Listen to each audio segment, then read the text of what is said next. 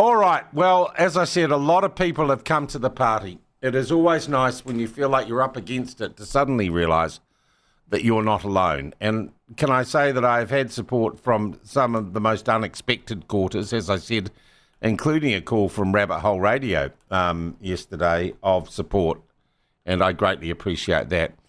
I've got to say I wasn't surprised at the support that I got from one group, a group that the platform admires and has kind of informally worked with in the past, the Free Speech Union.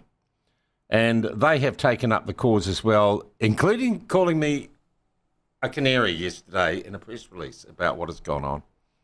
To explain what they meant, we are joined now by Jillaine Heather from the Free Speech Union. Jillaine, nice to see you. Welcome to the platform again. Morena, Sean. Thank you for having us on. And you have been having a big couple of days. Yeah, look, you called me a canary in the coal mine. Explain this to me. Well, it was to give a picture to our audience and to bring the narrative to life, which is essentially, this is an extraordinary move by the BSA to try and claim jurisdiction over online podcasts, online media, etc. And they're coming after you probably because of your history, probably because you're controversial, but we all know that it starts with one person and it starts with you. And if they get this jurisdiction, I don't see where it ends. It really the problem opens up. to me is, Jillaine, they haven't actually formally redefined what a broadcaster is. They've just said, we got a complaint about this guy. Could we make him a broadcaster? Let's do it. So potentially anyone who puts anything, private individual or company who puts anything on the internet, they could say, we think you're a broadcaster. Here are the rules. And we can fine you $100,000 and do all sorts of other terrible things to you. That's exactly right. It appears to be an extraordinary move by a regulator to make a land grab, a bit of a scope creep into all of online media. And as you said, maybe this is motivated by their levy base and their revenues. But I think it's extremely dangerous territory to claim to be the censors and regulators of the internet and podcasts. Yeah, well, look, they've never tried to levy me. And I also don't, Jillaine, have to have a license to broadcast. And they, exclusively the people that they regulate, are licensed broadcasters, right?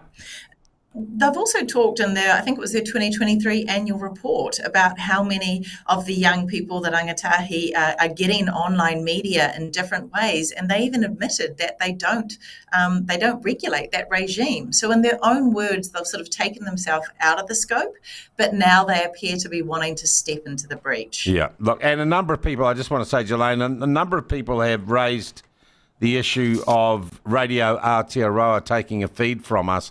Well, that makes us a content provider, not the broadcaster, and I presume Radio Aotearoa, that's not a commercial arrangement. I presume they have their own relationship with the Broadcasting Standards Authority.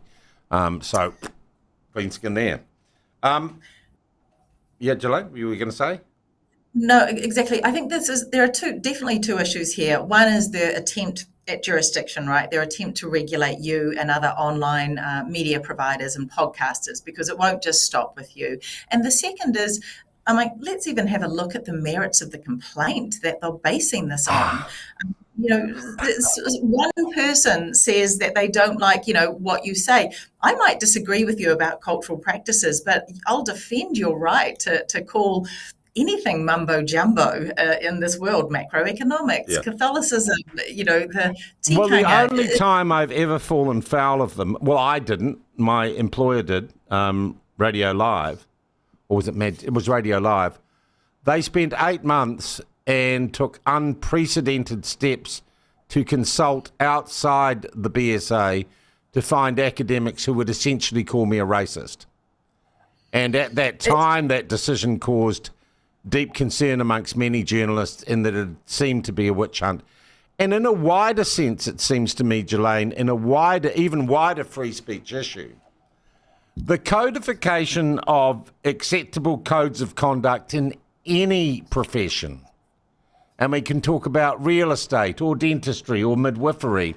The codification of certain standards which require people to hold or agree with certain beliefs, if that is allowed to happen, you then make people subject to waves of complaint if you don't reach those rules. It is the weaponization of a complaint culture to create a mob that can control the free speech and free thought of people.